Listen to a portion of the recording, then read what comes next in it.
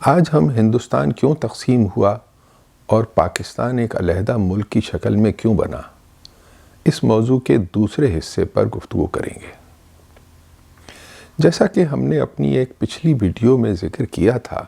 کہ ہندوستان میں جس طرح مختلف معاشی اور سیاسی طاقتیں آپس میں ٹکرا رہی تھیں، اس میں اب ہندوستانی سرمایہ داروں اور درمیانہ طبقے کا ٹکراؤ برطانوی سامراج سے بڑھ رہا تھا۔ اب انہوں نے اپنے لیے ایک آزاد اور خود مختار ملک کا مطالبہ کر دیا تھا، یعنی وہ لڑائی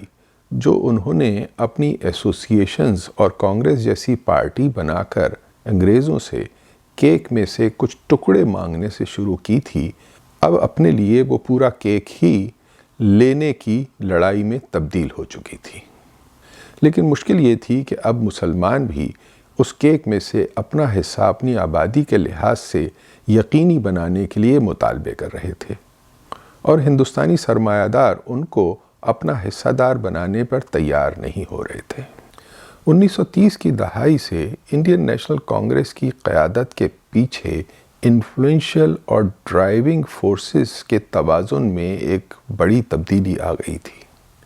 پچھلے 80 سالوں میں اور خاص طور پر پہلی عالمی جنگ کے دوران اور اس کے بعد ہندوستانی سرمایہ داروں کی ایک پوری نئی نسل ایسی وجود میں آ چکی تھی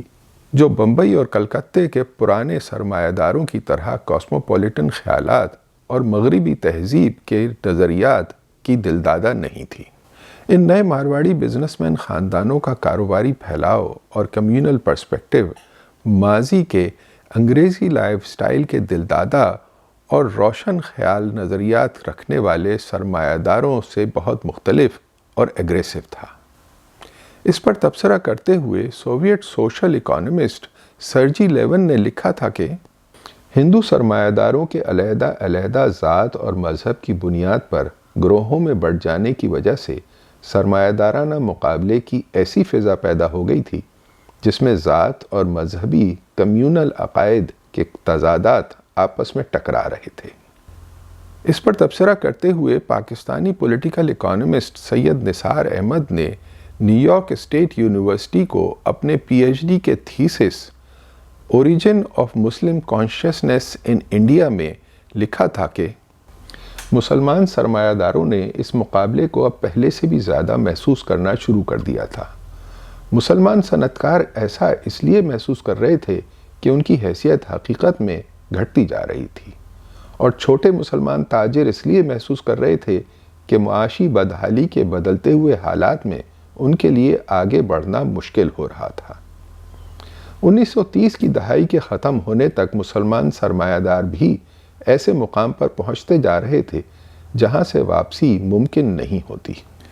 یہ نثار احمد وہی تھے جو بدقسمتی سے ستمبر 1986 میں کراچی ایئرپورٹ پر فلسطین کی آزادی کے ابو نضال گروپ کی طرف سے پین ایم کی ایک فلائٹ کو اغوا کرنے کے دوران دوسرے مسافروں کے ساتھ فائرنگ میں ہلاک ہو گئے تھے۔ جیسے جیسے ہندوستان کے برطانیہ کے تسلط سے آزاد ہونے کے امکانات روشن ہوتے جا رہے تھے، اس کے ساتھ ساتھ مضبوط ہوتے ہوئے ہندو سرمایہ داروں اور برہمن تعلیم یافتہ درمیانہ طبقے اور ابھرتے ہوئے مسلمان سرمایہ داروں اور ان کے درمیانہ طبقے کے درمیان فاصلہ ایک دوسرے کے لیے انٹالرنس کی وجہ سے بڑھتا جا رہا تھا۔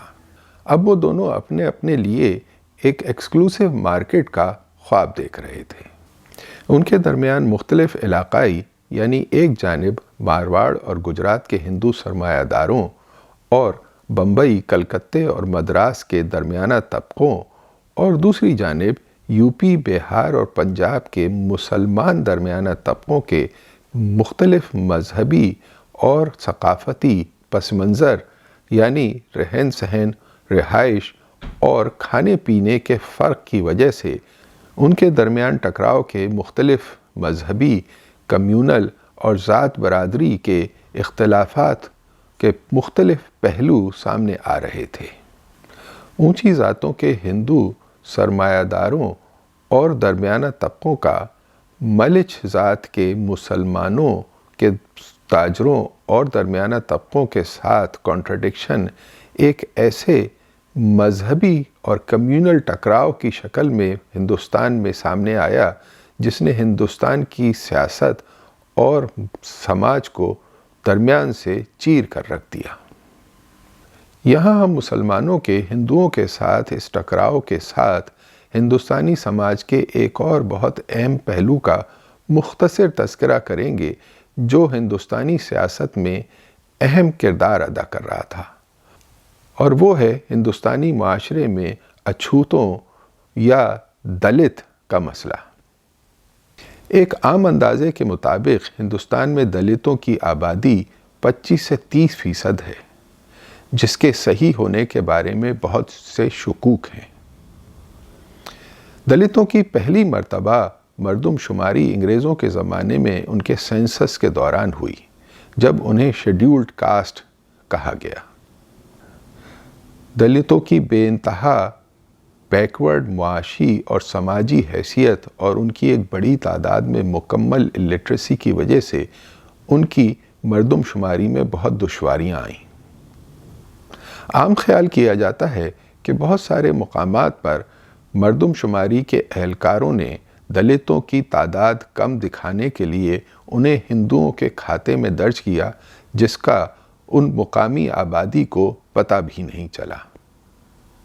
آزادی کے بعد ہندوستانی سماج کی اس تکلیف دہ صورتحال پر پردہ ڈالنے کے لیے انسانی مساوات کے نام پر دلتوں کی علیحدہ مردم شماری پر پابندی لگا دی گئی، اور یہ پابندی آج تک بہت ساری دلت تنظیموں کے مطالبوں اور سپریم کورٹ میں اپیلوں کے باوجود ختم نہیں کی گئی ہے۔ ہندوستان میں دلت وہ مظلوم طبقہ ہیں جن کو روایتی طور پر ہندو دھرم اور ہندو سماج اتنا مقام بھی نہیں دیتا کہ وہ اونچی ذات کے ہندوؤں یعنی برہمن، کشتریوں، ویش، بنیوں اور تاجروں کے ساتھ بیٹھ سکیں، ان کے مندروں میں جا سکیں اور ان کے ساتھ کھا پی سکیں۔ بعض مقامات پر ان دلت کو اس راستے سے بھی گزرنے کی اجازت نہیں ہے جہاں سے کسی برہمن یا اونچی ذات کے ہندو کا گزر ہو۔ یہ دلت ہندو سماج میں ذاتوں کے 4 درجوں میں سب سے نچلے درجے یعنی شودر، جو اپنے ہاتھ سے کام کرنے والی ذاتیں ہیں جیسے کسان، کاریگر، جولاہے، درزی، دھوبی اور لوہار وغیرہ، ان سے بھی نچلی سطح پر، بلکہ ذات پات کے نظام سے باہر آؤٹ کاسٹ، ملچ تصور کیے جاتے ہیں۔ ہندوستان کے سماجی ارتقاء میں مسلمانوں کی بھی ایک بہت بڑی تعداد ان شودروں اور اچھوتوں دلت میں سے مذہب تبدیل کر کے مسلمان ہوئی تھی۔ ویسے بھی ہندو مذہب میں کسی بھی ذات کے فرد کے ہندو مذہب کو تبدیل کر کے مسلمان یا عیسائی ہونے پر اسے ملچ قرار دیا جاتا ہے۔ اسی وجہ سے اونچی ذات کے ہندوؤں کے لیے مسلمانوں کے ہاتھ کا چھوا ہوا یا اس کے ساتھ کھانے پہ پابندی ہے۔ کانگریس کے تمام اہم رہنما اونچی ذات کے ہندو تھے، مثلاً لوکمانیا تلک، موتی لال نہرو، جواہر لال نہرو، سردار پٹیل اور راج گوپال اچاریہ برہمن تھے۔ بپن لال چندر، سبھاش چندر بوس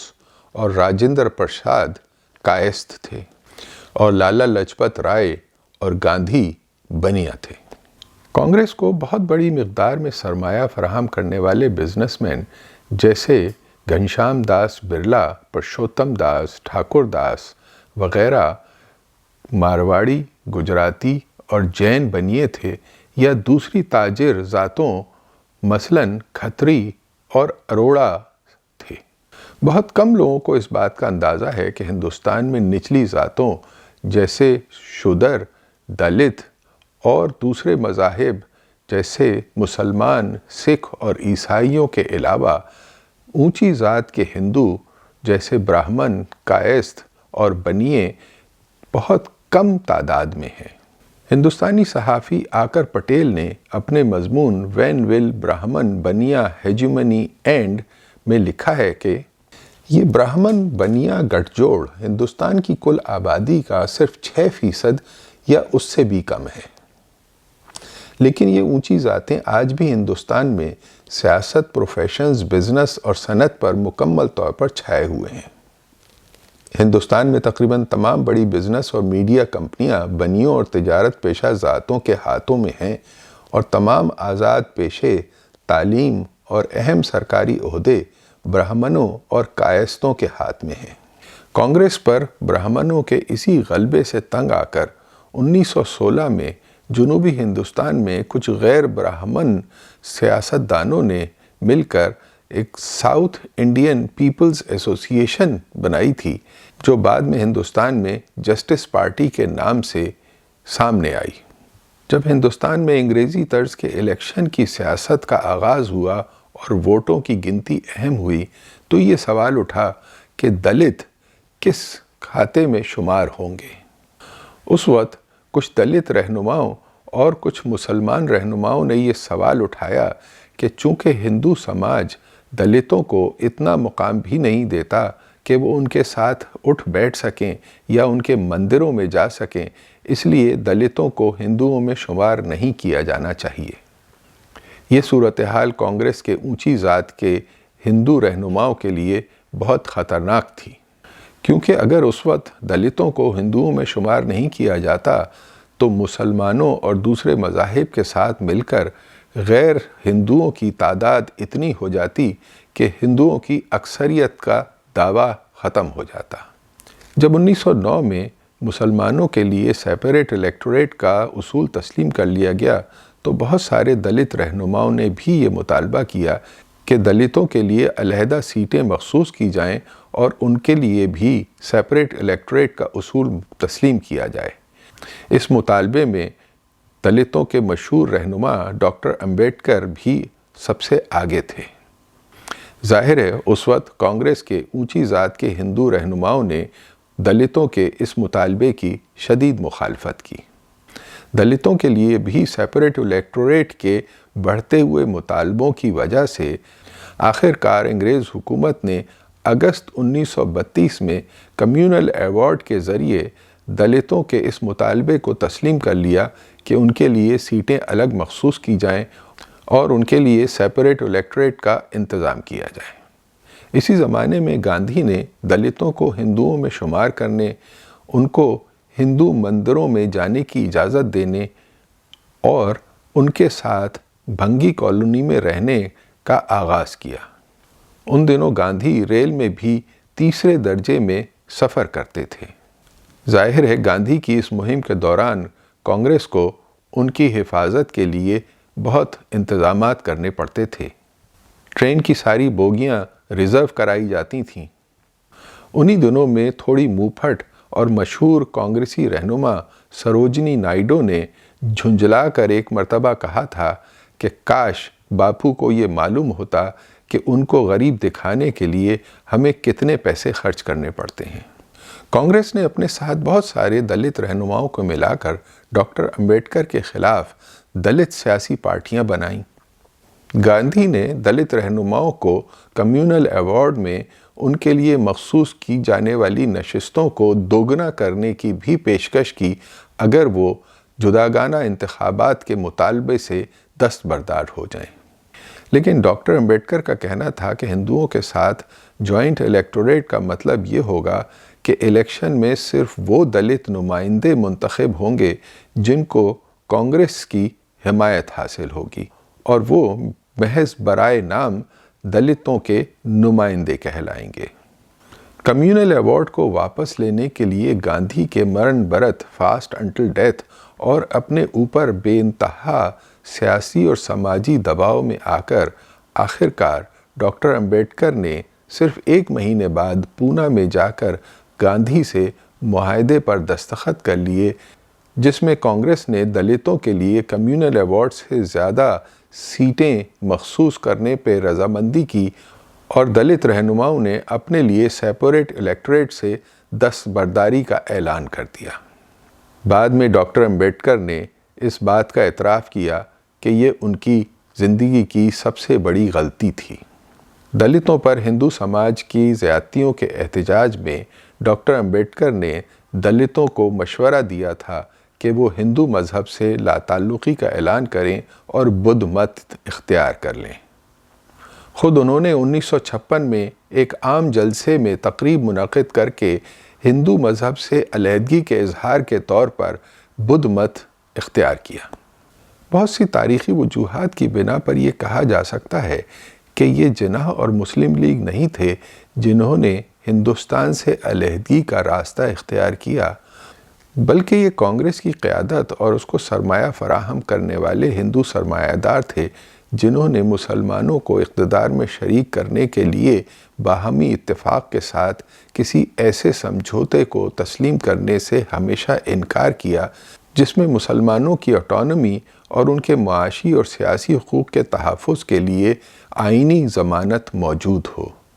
اور آخرکار انہوں نے مسلمان اکثریتی علاقوں کو اپنے ساتھ اقتدار میں شریک کرنے کے بجائے انہیں ہندوستان سے کاٹ دینے کا راستہ اختیار کیا۔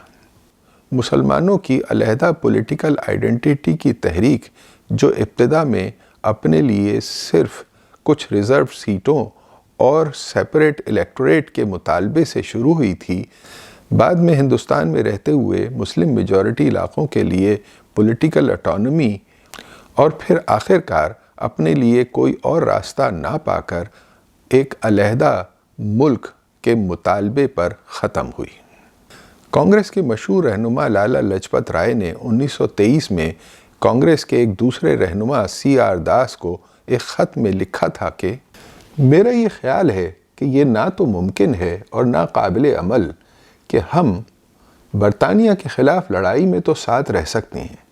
لیکن ہم ہندوستان میں برطانیہ کی طرز کی حکومت مل کر نہیں چلا سکتے۔ ہم ہندوستان میں ایک جمہوری حکومت میں متحد نہیں رہ سکتے۔ تو اس کا کیا حل ہے؟ میں ہندوستان کے 7 کروڑ مسلمانوں سے خوفزدہ نہیں ہوں،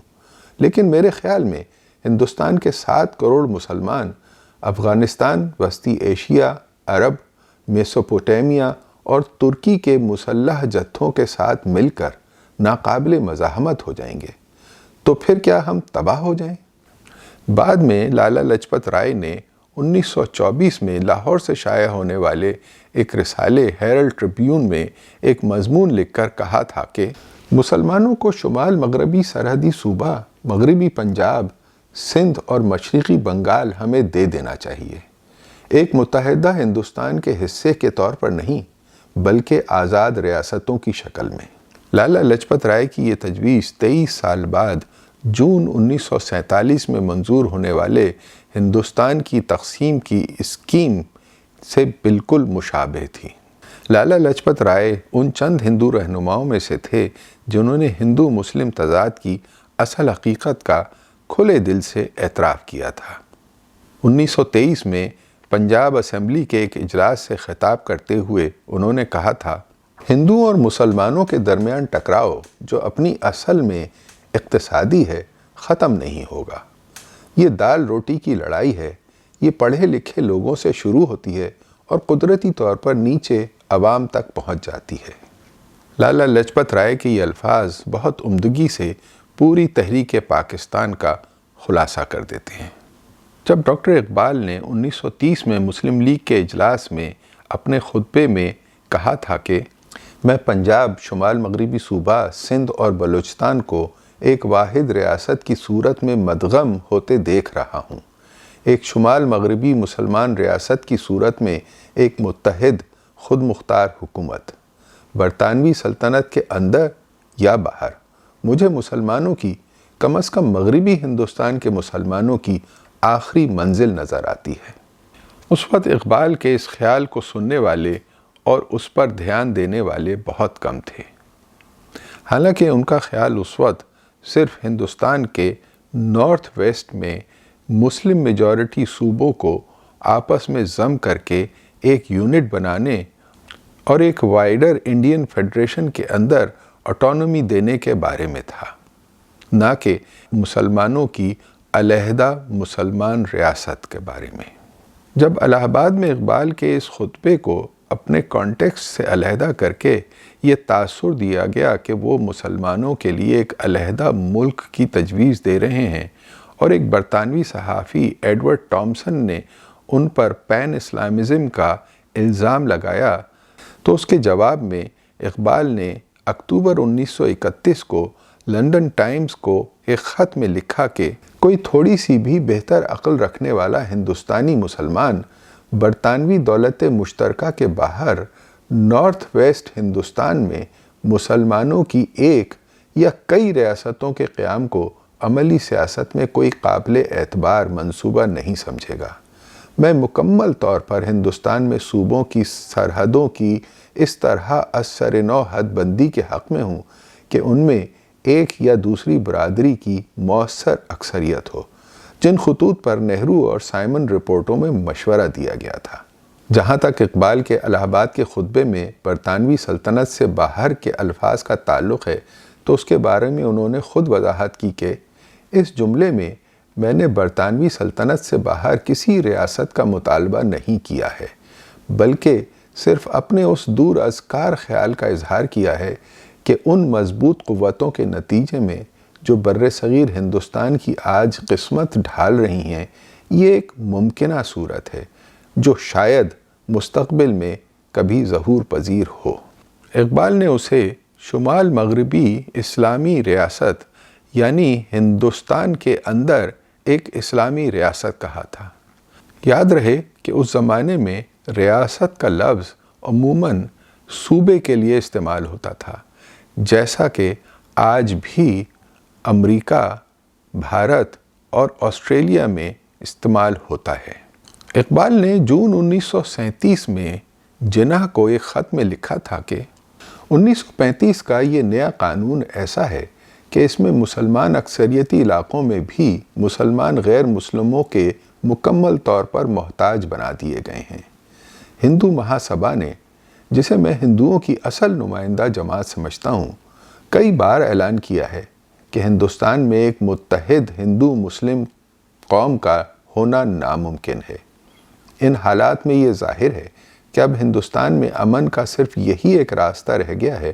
کہ ملک کی حد بندی دوبارہ نسلی، مذہبی اور لسانی بنیادوں پر کی جائے۔ مسلمان صوبوں کا ایک وفاق اب ایک واحد راستہ رہ گیا ہے جس سے ایک پرامن ہندوستان قائم ہو سکتا ہے اور مسلمانوں کو غیر مسلموں کی بالادستی سے بچایا جا سکتا ہے۔ 1935 کے قانون کے مطابق پولیٹیکل پاورز کی نئی تقسیم کے بعد ہندوستان کی سیاست ایک بالکل نیا رخ اور ایک نئی ڈائمنشن اختیار کر چکی تھی۔ پروونشل اٹانومی کے اصول کے مطابق صوبوں کو اختیارات کی تقسیم کے بعد مسلمانوں پر یہ بات بالکل واضح ہو چکی تھی کہ ہندو میجورٹی علاقوں یعنی یو پی، سی پی، بہار، بمبئی اور مدراس وغیرہ میں ہمیشہ حکومت کانگریس کی یا کسی ہندو جماعت کی ہوگی، اور ان حکومتوں میں مسلمانوں کو کوئی قابل ذکر شیئر نہیں مل سکے گا۔ مسلمان اگر اپنی کوئی بااختیار سیاسی حکومت بنا سکتے ہیں تو وہ صرف مسلم میجورٹی علاقوں یعنی بنگال، پنجاب، سندھ اور صوبہ سرحد میں ممکن ہوگا، بشرطے کہ ان علاقوں میں مسلمانوں کو ایلوکیٹ ہونے والی سیٹیں ان کی آبادی کے تناسب سے کی جائیں۔ اس وقت تک ہندوستان میں کمیونل ویٹیج کے اصول کے مطابق ہندو میجورٹی علاقوں میں مسلمانوں کو ان کی آبادی کے ریشو سے زیادہ سیٹیں ایلوکیٹ کی گئی تھیں۔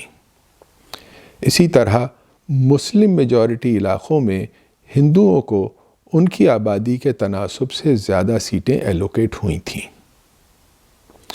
یعنی مسلم میجورٹی علاقوں میں مسلمانوں کو اپنی آبادی کے لحاظ سے کم سیٹیں ملی ہوئی تھیں۔ ہندو میجورٹی علاقوں یعنی یو پی، سی پی، بہار، بمبئی اور مدراس وغیرہ میں آبادی کا اتنا فرق تھا کہ وہاں پر ہندوؤں کو اپنی کچھ سیٹیں کم ہونے کے باوجود حکومت بنانے کے لیے مسلمانوں کی حمایت کی ضرورت نہیں تھی، لیکن بنگال، پنجاب، سندھ اور صوبہ سرحد میں اپنی آبادی کی اکثریت کے باوجود سیٹیں کم ہونے کی وجہ سے مسلمانوں کو اپنی حکومت بنانے کے لیے ہندوؤں اور سکھوں کی حمایت کی ضرورت ہوتی تھی۔ یہ وہ تبدیل ہو جانے والے بنیادی فیکٹرز تھے جن کی وجہ سے 1937 کے بعد ہندوستان میں مسلمانوں کی سیاست کا پورا ایکسس مسلم مائنورٹی علاقوں سے تبدیل ہو کر مسلم میجورٹی علاقوں یعنی یو پی، سی پی، بہار سے تبدیل ہو کر بنگال، پنجاب، سندھ اور صوبہ سرحد کی طرف چلا گیا۔ یہی وجہ تھی کہ 1937 میں ڈاکٹر اقبال نے جناح کو اپنے خط میں مشورہ دیا تھا کہ وہ ہندوستان میں مسلمانوں کی سیاست کے مستقبل کے رخ کا تعین کرنے کے لیے مسلم لیگ کا اگلا اجلاس پنجاب میں کریں۔ اگرچہ اس وقت تک علامہ اقبال کا انتقال ہو چکا تھا، لیکن مارچ 1940 میں مسلم لیگ کا وہ اجلاس جس میں بالآخر قرارداد پاکستان منظور ہوئی، جناح کی جانب سے لاہور میں منعقد کرنے کا فیصلہ بلا وجہ نہیں تھا، اور اس اجلاس کے بعد مسلمانوں اور مسلم لیگ کی سیاست نے ایک بالکل نیا رخ اور نئی شکل اختیار کی۔ اب ہندوستانی مسلمانوں کی سیاست میں ایک ایسا موڑ اور ایک ایسا کراس روڈ آ چکا تھا جس میں مسلم میجورٹی علاقوں کے مسلمانوں نے اپنی نجات اور اپنی سیلویشن کا ایک علیحدہ راستہ چن لیا تھا، اور ہندو میجورٹی علاقوں کے مسلمانوں کو ان کے حال پر اکیلا چھوڑ دیا تھا۔ ہندوستانی مسلمانوں کی سیاست کی کرول لاجک میں پچھلے 60 سال میں جنم لینے والی تاریخی قوتوں کے بہاؤ نے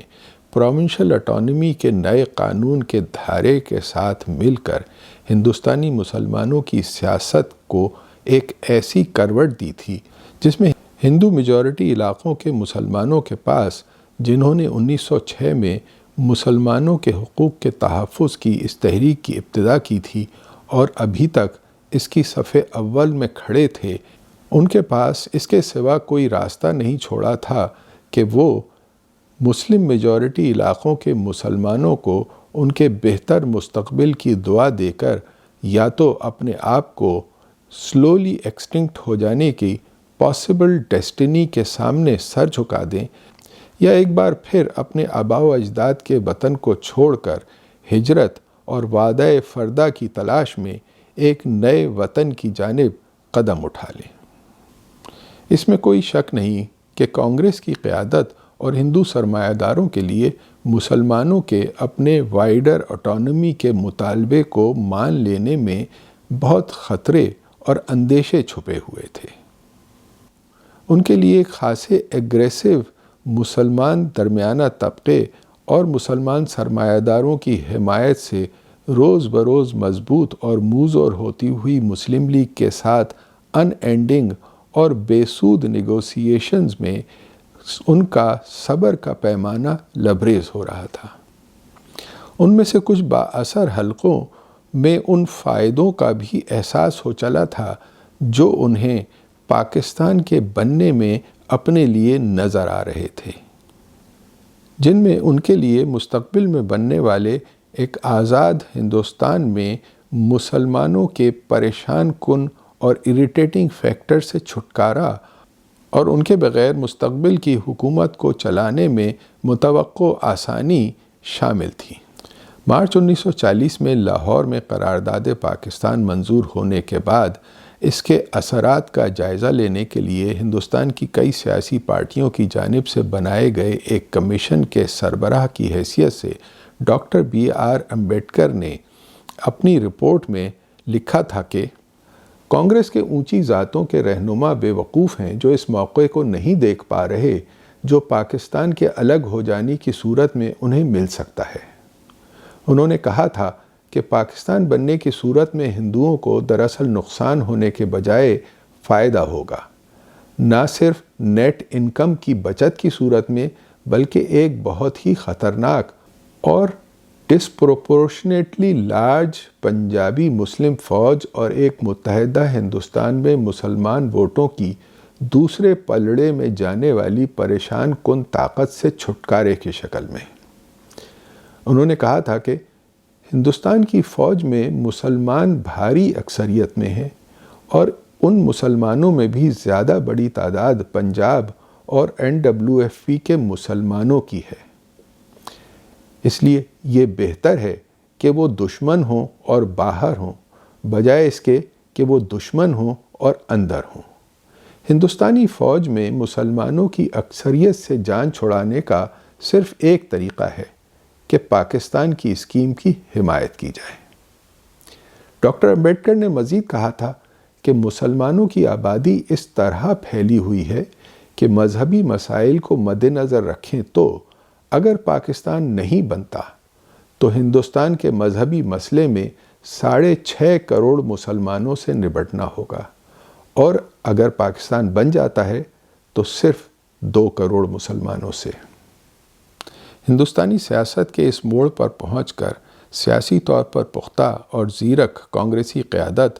اور ہندوستانی سرمایہ داروں نے مسلمان اکثریتی علاقوں کو، جہاں اب ویسے بھی انہیں اس بات کی توقع نہیں تھی کہ کانگریس کبھی انتخاب جیت سکے گی، ہندوستان سے کاٹ دینے کو بھاری دل کے ساتھ قبول کر لیا۔ آج کی کارپوریٹ اصطلاح میں اس کو ہندوستان کی رائٹ سائزنگ یا ڈاؤن سائزنگ کہہ سکتے ہیں۔ ایک یونائٹڈ ہندوستان میں مسلم میجورٹی علاقوں کو اٹانومی دینے کا مطلب تھا کہ آزاد ہندوستان میں حکومت میں مرکز کمزور ہو، جبکہ ہندوستانی سرمایہ دار ایک ایسے مضبوط مرکز کی حکومت کی امید لگائے ہوئے تھے جو کہ آزادی کے فوراً بعد بیسک اکنامک انفراسٹرکچر کی تعمیر، یعنی ڈیم، پاور ہاؤس، جدید کمیونیکیشن اور سڑکوں کی اسٹیٹ پلاننگ اور اسٹیٹ سیکٹر انویسٹمنٹ کرے، جس کی برلا، ٹاٹا، اگروال، پرشوتم داس، گوئنکا اور سنگھال جیسے سیٹھوں کو فوراً ضرورت تھی۔ یہ لوگ ایک مضبوط مرکز کی حکومت چاہتے تھے، نہ کہ ایک ایسی حکومت جس میں فیڈریٹنگ یونٹ مستقل مرکز کو شہ اور چیک کے دباؤ میں اور پن ڈاؤن کر کے رکھیں۔ اس لیے ہندوستانی سرمایہ دار چاہے جتنا بھی ایک بڑا اور یونائٹڈ ہندوستان چاہتے ہوں، یعنی جتنی بڑی ایکسکلوسیو مارکیٹ اتنا ہی ان کے لیے اچھا،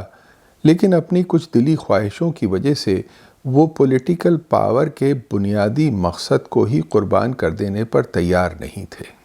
ان کے لیے مستقبل کے ہندوستان میں ایک مستقل طور پر مزاحمت پر آمادہ اقلیت اور خاص طور پر ایک ایسی فوج جس میں مسلمانوں کو غلبہ حاصل ہو کسی طرح قبول نہیں تھی۔ اس لیے ایک لوز کنفیڈریشن کے اصول پر مئی 1946 کے کیبنٹ مشن پلان کو، جسے جناح نے غیر مشروط طور پر تسلیم کر لیا تھا اور کانگریس کی قیادت نے بھی جولائی 1946 کو اپنی منظوری دے دی تھی، اس کے نیچے سے زمین کھینچ لی گئی۔ اسی دوران برطانیہ کے کچھ ٹاپ ملٹری اسٹریٹجسٹ جو ابھی تک ہندوستان اور ان کی بنائی ہوئی ایک طاقتور برٹش انڈین آرمی کو تقسیم کرنے اور بانٹ دینے پر تیار نہیں تھے، اور ان کی خواہش تھی کہ ایک آزاد ہندوستان آسٹریلیا اور کینیڈا کی طرح ایک ڈومینین اسٹیٹ کے طور پر ان کے زیر اثر رہے۔ لیکن دوسری عالمی جنگ کے خاتمے کے بعد تیزی سے تبدیل ہوتی ہوئی صورتحال میں، جس میں برطانیہ مالی طور پر مکمل طور پر دیوالیہ ہونے کی وجہ سے اپنی نوآبادیات کو مزید اپنے تسلط میں رکھنے کی پوزیشن میں نہیں رہا تھا، اور ہندوستان کو آزاد کرنے کے لیے امریکہ کا دباؤ مستقل بڑھ رہا تھا، دوسری طرف ایک مضبوط سوویت یونین کے ساتھ ایشیا میں بھی سرد جنگ کا آغاز ہو چکا تھا۔ ان حالات میں مستقبل میں امریکہ اور برطانیہ کی ایشیا میں بننے والی فوجی حکمت عملی میں ان کو اس بات کا احساس ہو رہا تھا کہ صرف ہندوستان کی نہرو اور کانگریس کی قیادت پر بھروسہ دانشمندی نہیں ہوگا۔ اس کے لیے ان کو ایک پلان بی کی ضرورت تھی۔ خاص طور پر ستمبر 1946 میں ہندوستان میں نہرو کی قیادت میں بننے والی عارضی حکومت کے کچھ اقدامات کی وجہ سے ان کو یہ خیال تھا کہ اگر فوری طور پر کوئی پلان بی نہیں تیار کیا گیا تو ممکن ہے کہ اس خطے میں امریکہ اور برطانیہ کے مفادات کو نقصان پہنچے۔ ان بدلتے ہوئے حالات میں برطانیہ اور امریکہ کے پالیسی پلانرز کے مطابق ایک بہتر راستہ یہ تھا کہ مسلم لیگ کے پاکستان کے مطالبے کو تسلیم کر لیا جائے۔ ان بدلتے ہوئے حالات میں ہندوستان میں ایک ٹرائنگل میں ایک دوسرے سے ٹکرانے والی 3 بڑی طاقتوں برطانیہ، انڈین نیشنل کانگریس اور مسلم لیگ اپنے بیسک انٹرسٹس کے لیے ہندوستان کو تقسیم کر دینے کے سلوشن پر رضامند ہو گئیں۔ اس طرح 1906 میں شروع ہونے والی مسلمانوں کے حقوق کی جدوجہد اسٹیپ بائی اسٹیپ تبدیل ہو کر ایک علیحدہ ملک کی شکل میں سامنے آئی۔ اس کا آخری چیپٹر اور فنالے کس طرح لکھا گیا اور کس طرح انیکٹ ہوا، اس پر ہم اپنی اگلی نشست میں گفتگو کریں گے۔